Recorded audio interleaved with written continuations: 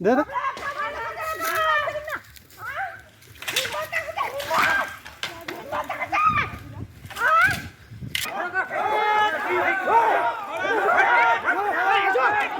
গ্রামবাসীর কয়েকজনের পরিচালনায় মানে গোটা গ্রামবাসী মিলে আমাদের যে তৈরি করেছিলাম 4টা পিলারগুলো ভেঙে দিয়েছে। দাবি করে, আর এই দাবি তারা পূরণ করতে ব্যর্থ হয় বলেই আর তার উপরে এরকম অত্যাচার শুরু হয়েছে। যদি দোষী সাব্যস্ত হন, তদন্তে যদি দোষ প্রমাণ হয়, তাহলে আপনারা রেস্ট অ্যাসিওর থাকুন, according to law he will be penalised.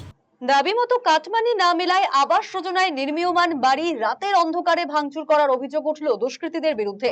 ঘটনায় অভিযোগের আঙুল উঠেছে স্থানীয় শাসক দলের পঞ্চায়েত সদস্যর বিরুদ্ধে।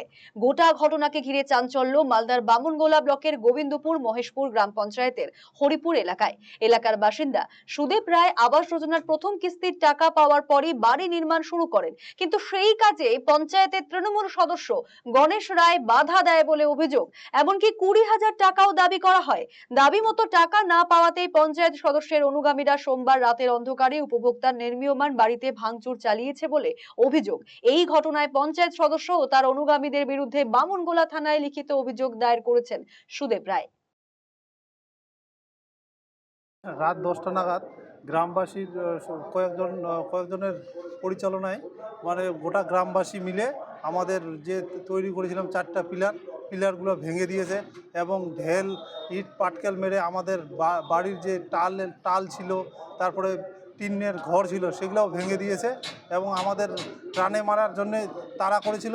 মুখ্যমন্ত্রীর বাংলা আবাস যোজনার যে প্রকল্পটা দিয়েছিল সেই প্রকল্পের ঘর পেয়েছিলাম, সেই ঘরটাই আমাদের করতে দিল না এবং যত জিনিস ছিল সব নষ্ট করে দিয়েছে। হ্যাঁ, এর আগেও আমরা অভিযোগ করেছিলাম, আমি বলেছিলাম যে আমাদের প্রাণে মারার হুমকি দিচ্ছিল, কিন্তু আজ কালকে গত রাত 10টা নাগাদ আমাদের সেই হুমকিটা তারা কার্যকর করেছে।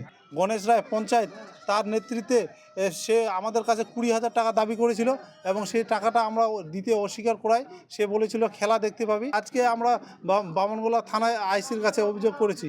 অন্যদিকে এই ঘটনায় দ্রুত পদক্ষেপ গ্রহণের দাবি জানিয়েছেন স্থানীয় বিজেপি নেতৃত্ব।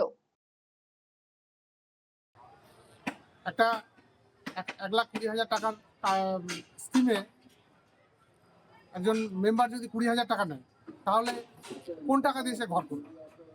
কিন্তু তারপরেও সে 20,000 টাকা প্রথম কিস্তিতেই সে 20,000 টাকা দাবি করে, আর এই দাবি তারা পূরণ করতে ব্যর্থ হয় বলেই আর তার উপরে এরকম অত্যাচার শুরু হয়েছে।